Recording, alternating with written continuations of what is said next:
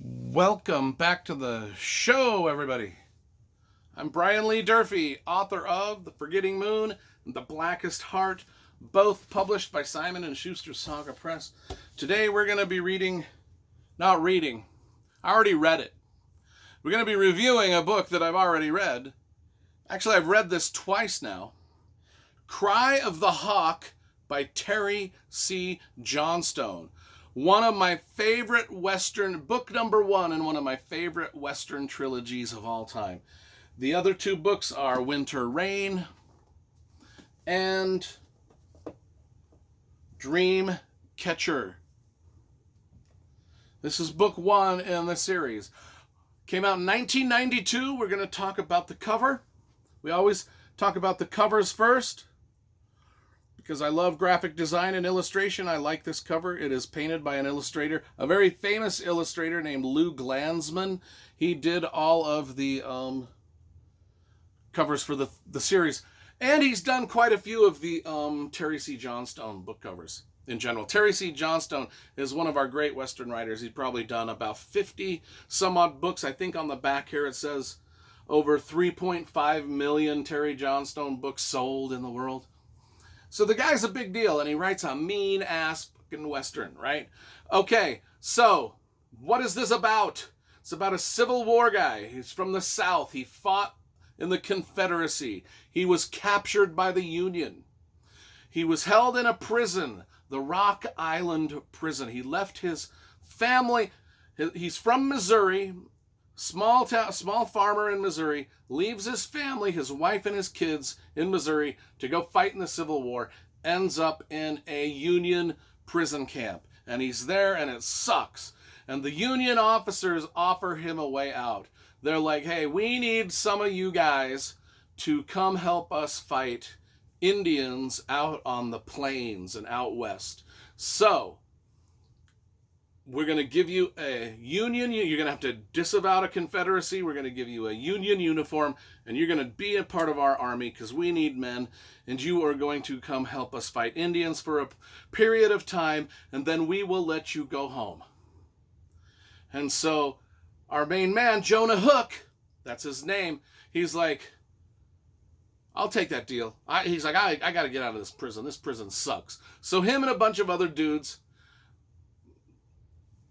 They take the deal. They dress in the Union. It's hard for them, you know. They get in the Union uniform. They take off their Confederate uniforms. They're in the Union uniform. They go off with the Union Army to fight Indians. But he really just wants to get home to his wife. But he knows this is the only way. The only way I can get home to my wife and kids is if I do this job for the Union Army for a brief period of time. I'll get home. But meanwhile, in Missouri, his wife and kids living by themselves with no protection, they get kidnapped by some Mormon Danites. Now, do you know what the Danites were at Mormonville? They were Brigham Young's, the prophet of the Mormon Church, formed a crew of assassins called the Avenging Angels, also known as the Danites. And these guys were assassins. They fought anybody that harassed Mormons. These guys would just go kill them. They were led by, I won't get into the whole history of that, but let's just say that they were some rough dudes. They were sort of like the bodyguard henchmen of the Mormon Church back in the 1800s. If you followed some of my Western reviews, you know that a lot of these Western novels, a lot of times the evil, bad antagonist is a Mormon. Back in the day, they actually made for great villains in the Old West because they were polygamists, they were religious extremists, they were extremely violent, extremely intolerant of everybody else. These Mormons back in the day were all of this, and I say this because it's the truth. I grew up Mormon. I know the history of the Mormon Church. I know of what I speak. And so when TerryCJohnston has our evil people being Mormons, it's not the first. He's not the first Western writer to do that. You know, Riders of the Purple Sage is probably the most famous. But there's a lot of Western novels where the Mormon prophets and the Mormon Danites are sort of the bad guys. This is one of them. They kidnap, they go through, and because they're polygamists, they want extra wives. They go through some of these southern towns that have been, families have been left fatherless because of the war, and they sweep through there and they swoop up a lot of these women and children for the polygamous cult that's out in Salt Lake City. This is what happens to Jonah Hook's family. So he does his stint in the Union Army, fighting Indians out west, and then they finally release him and he gets to go home to Missouri, only to find out that his family has been kidnapped by the Mormons. Actually, he doesn't know who they've been kidnapped by. In fact, nobody will even give him any information because he's wearing, the only clothes he has are the Union uniform that they gave him, and so he's riding back to his hometown in a Union outfit. Well, he left in a Confederate outfit as a Southern fighter, and then he returns in a Union outfit, and everybody's like, "You traitor!" And they're like, "Oh yeah, your wife did get kidnapped, but we ain't gonna tell you nothing about that, you traitor." So he's like, "Well, clearly there's nothing left for me. These people, they don't believe, they think I'm a traitor to the Confederacy. They don't give a shit that my wife and family have been." So now he's got to go find him. It's a lot like the movie The Outlaw Josie Wales, where Clint Eastwood finds his family has been killed and kidnapped or whatever that was in The Outlaw Josie Wales, and then he goes to find the people who did the dirty deed and exact his revenge. This whole trilogy is a revenge. Most of book one, though, is taken up with just the setup. Him in the prison, him fighting the Indians, him towards the end of the book, he goes back home to find his wife and finds that they're gone, and then he launches off on his quest to find his wife and kids. Meanwhile, another part of the plot is from his wife's perspective, where she gets kidnapped by the evil day-night Mormon guys, which are led by Jubilee and his other guy, Lemuel. So Lemuel these are the two bad Mormon guys that do the kidnapping. Lemuel is this he's like the good look, he's like the Thor. He's like the Thor character in the Avengers, right?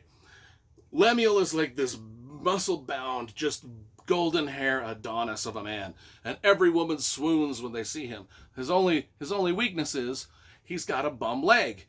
Meanwhile, Jubilee is the leader of the Day Knights, and he kind of understands that Lemuel gets all the women. So he really starts to take, since he's the leader, he's like, all the pretty girls he takes for himself, right? Anyway, they're just a bad group of dudes. And this is who our main man, Jonah Hook, and he meets a tracker and a scout named Shadrach along the way. Jonah meets a Shadrach and who helps him track and find out things. And then his wife is named Greta. They got 3 kids.